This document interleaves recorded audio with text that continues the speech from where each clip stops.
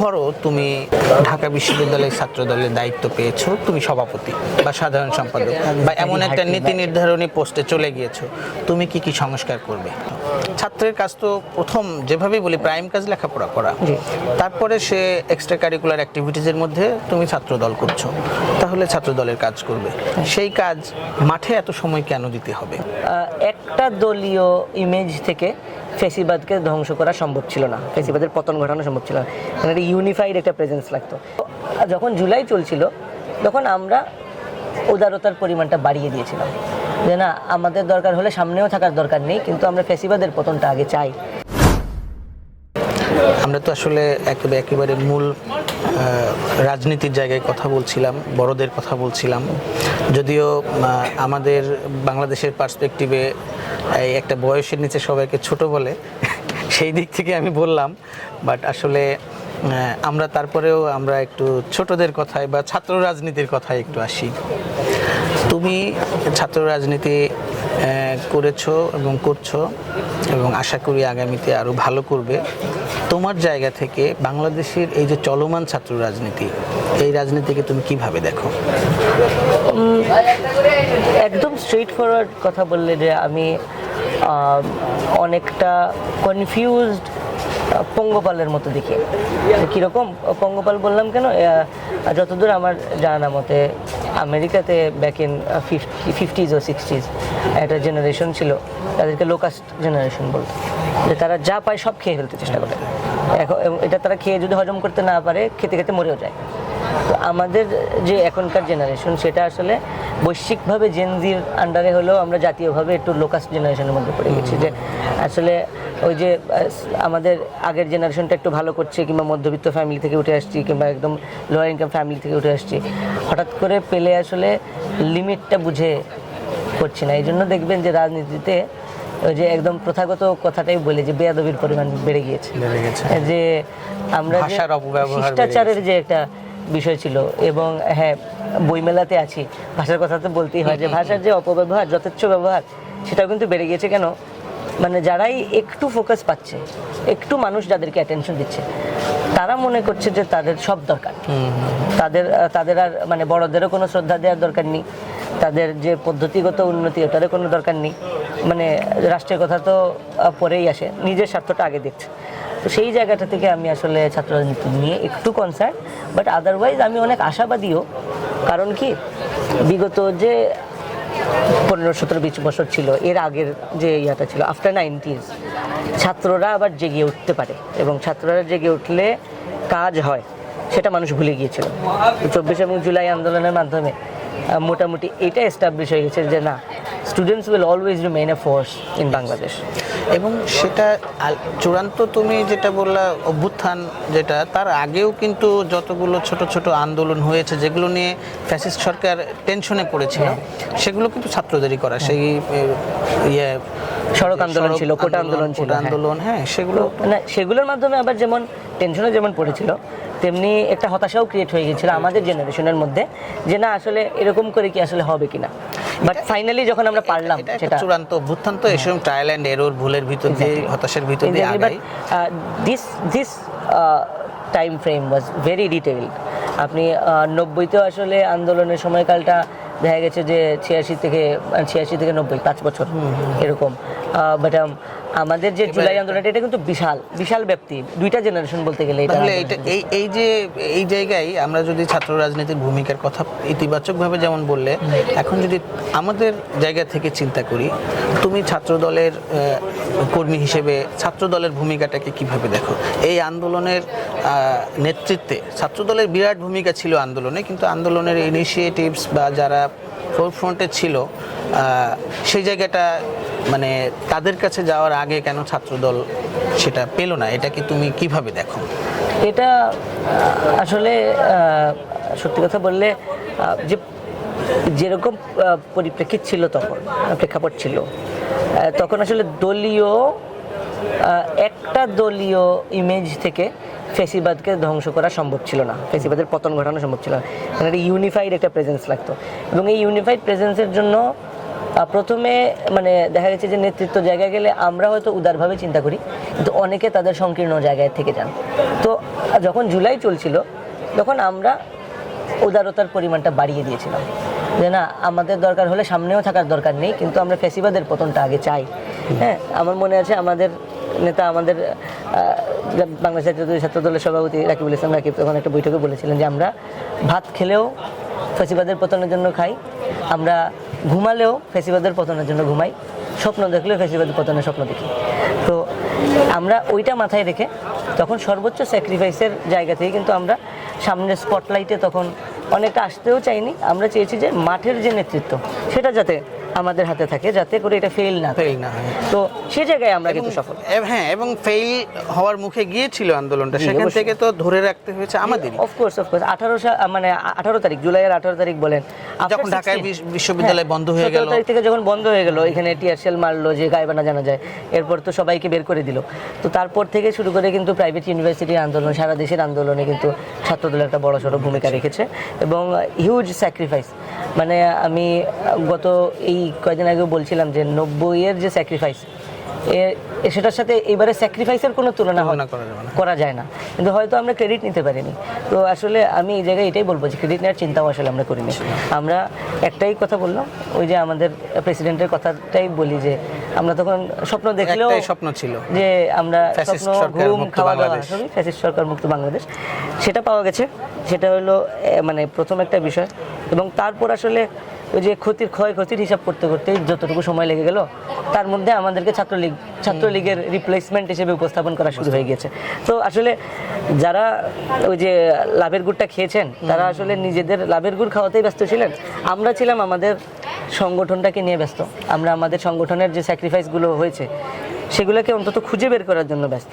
সবাই যদি নিজেদেরকে এই জিনিসগুলো যদি আমরা নোট করে রাখতে না পারি, এই শহীদগুলোর নাম যদি আমরা না জানি, তাদের পরিবারের কাছে যদি আমরা না যাই, তাহলে আসলে আমি জুলাই আন্দোলনে আমি মানে সাংগঠনিক কাজও করেছি ছাত্রদলের, মানে যারা আমরা ঢাকা বিশ্ববিদ্যালয়ে ছিলাম, আমরা বেশ কয়েকদিন মিলে আমরা চেষ্টা করেছি সংগঠনের একটা সাংগঠনিক রূপ রাখার জন্য এই আন্দোলনটা।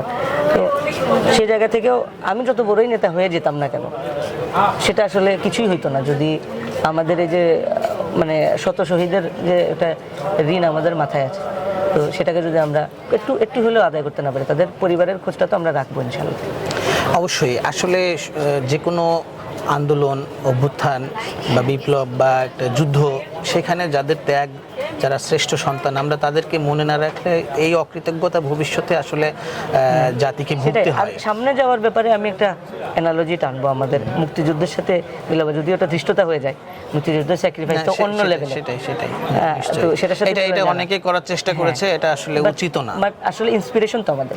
আমরা যখন জুলাইতে আমরা যখন আন্দোলন করেছি, মুক্তিযুদ্ধ আমাদের অনুপ্রেরণা ছিল। তো মুক্তিযুদ্ধের সাথে মিলালে দেখবেন আপনি সামরিক বাহিনীর বাইরে কিন্তু কোনো বীরশ্রেষ্ঠ নেই, এটা খেয়াল করে দেবেন। কিন্তু যতটুকু আমি জানি, আমার কলেজের সিনিয়র আগে যে জগৎজ্যোতি দাস, ওনার নাম সকলে অনেকেই জানে, বীর মুক্তিযোদ্ধা হিসেবে উনি শহীদ হয়েছিলেন, ওনার নাম কিন্তু প্রস্তাব করা হয়েছিল। এরকম সিভিলিয়ান অনেকেই ছিলেন যারা অসংখ্য বীরত্বের প্রমাণ রেখেছেন, কিন্তু তাদেরকে ওভাবে মূল্যায়ন করা হয়নি, হয়তো আর সময়ের বাস্তবতায়। তো আসলে মূল্যায়নের উপরে তো আপনার অবদান কি, আপনি কতটুকু প্রভাব রাখছেন, সেটা আসলে ডিপেন্ড করে না। আপনি দেখবেন যে জুলাইয়ের পরে যে কয়টা ছাত্রদের নাম যে জায়গায় বিক্রি করা হয়েছে, কখনো ছাত্রদলকে নেওয়া হয়নি না। কেন? ছাত্রদলে কি কোনো ছাত্রই নেই? আমরা কি ছিলাম না? এই জায়গা থেকে কিন্তু দেখো, মানুষ ভুল করে না।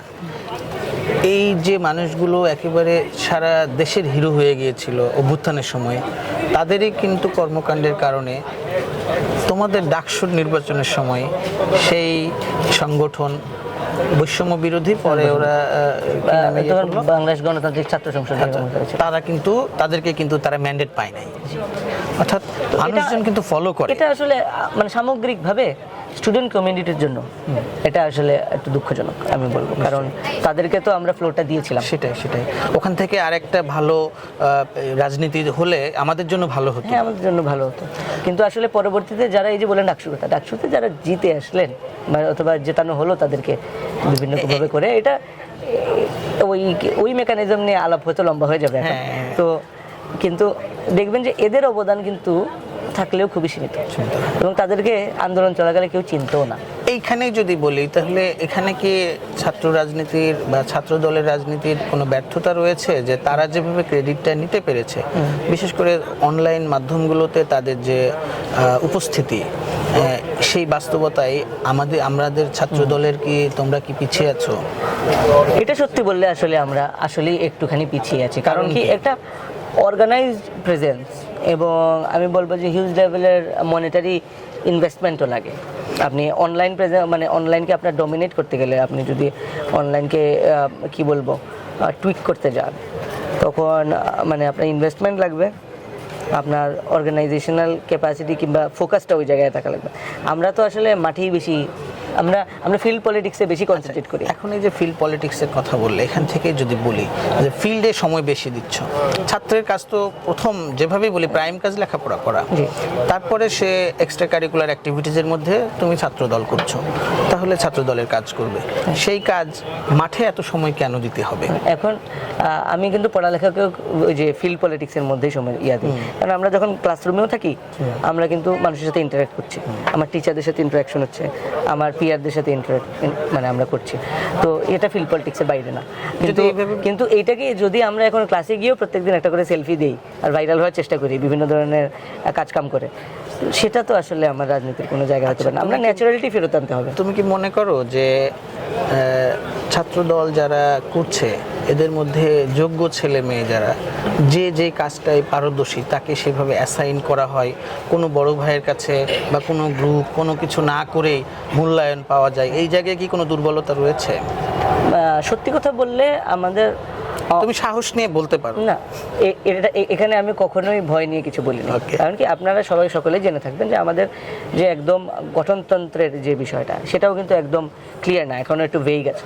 তো যেখানে আমাদের একদম মৌলিক কাঠামোটাই নেই কিংবা এখনো ভেইগ, এটা প্রস্তাবিত একটা গঠনতন্ত্র আছে, তো সেটাকে ক্ল্যারিফাই না করা পর্যন্ত আপনি যেটা বললেন যে অর্গানাইজেশনালি মানুষকে মূল্যায়ন করা, ওই জায়গায় কিন্তু যাওয়া যাবে না।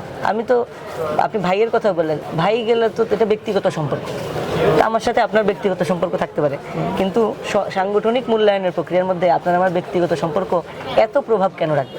একটা জিনিস আমি রাখতে পারি যে না, এই ছেলেটা সবার সাথে সুসম্পর্ক বজায় রাখতে পারছে কিনা, সেটা তার একটা অবশ্যই স্কিল এবং কোয়ালিটি।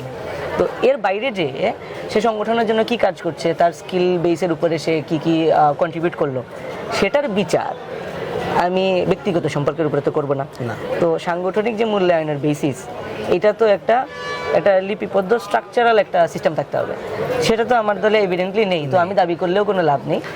আর আমি বলবো যে সিস্টেম যে একদম নেই তা না, পিক করা হয়, আমাদের দল থেকে কাজ করানো হয় অনেক ধরনেরই, কিন্তু যদি আমাদের একটা কাঠামো থাকতো এটা আরও সুন্দর হতো এবং এটাকে কন্টিনিউ করা যেত। এই জায়গা থেকে বলি, ধরো তুমি ঢাকা বিশ্ববিদ্যালয়ের ছাত্র দলের দায়িত্ব পেয়েছো, তুমি সভাপতি বা সাধারণ সম্পাদক বা এমন একটা নীতি নির্ধারণী পোস্টে চলে গিয়েছো, তুমি কি সংস্কার করবে? It's very hard to imagine, but Dhaka বিশ্ববিদ্যালয়ের ছাত্রদলের কথা যদি আমি আপনাকে বলি, বাংলাদেশ জাতীয়তাবাদী ছাত্রদল ঢাকা বিশ্ববিদ্যালয়ের যে আমাদের ইউনিটটা আছে, আমাদের থেকে আসলে কাঠামোগত যেটা আমরা যেহেতু বাংলাদেশের সর্ববৃহৎ তেমনি হলো সবচেয়ে বেশি ফোকাস পাওয়া ইউনিট, আমরা এক্সাম্পল ক্রিয়েট করতে পারি। এই জায়গায় কিন্তু আমাদের এটা আইনের ভাষায় আমরা বলছি পারসুয়েসিভ এবিলিটিটা বেশি। ধরেন আমি যদি একটা সুন্দর প্রোগ্রাম ঢাকা বিশ্ববিদ্যালয়ে করতে পারি, সেটা সারা বাংলাদেশের সব কলেজ ইউনিটগুলো, ইউনিভার্সিটি ইউনিটগুলো এটা ফলো করার চেষ্টা করে। কিন্তু একদমই যদি আপনি একদম বাস্তবিক যেটা বলে একদম আইন প্রণয়ন বা সাংগঠনিক রূপান্তর, সেটা করতে গেলে তো কেন্দ্রীয় সংসদের কাজ। এখন হ্যাঁ, আমরা যেটা করতে পারি অবশ্যই আমরা ভালো কাজ করে কিংবা আমাদের এখানে একটা কাঠামোগত চেঞ্জ করে আমরা কেন্দ্রীয় সংসদকে অনেক সময় মোটিভেট করতে পারি যে না আপনি এটা করেন। তো এই জায়গা থেকে আমার যদি সুযোগ থাকে আমি অবশ্যই চেষ্টা করবো যে এই ইউনিটটাকে যত বেশি কাঠামোগত উন্নয়নের মধ্যে আনা যায়। যে কেউ চাইলেই আমি ছাত্র নেতা বা আমি কর্মী হয়ে গেলাম, এটা রিক্রুটমেন্টের কোনো পলিসি থাকবে না, এই জিনিসগুলো তো আসলে একটা এইভাবে চলতে পারে না। এই জায়গায় তোমার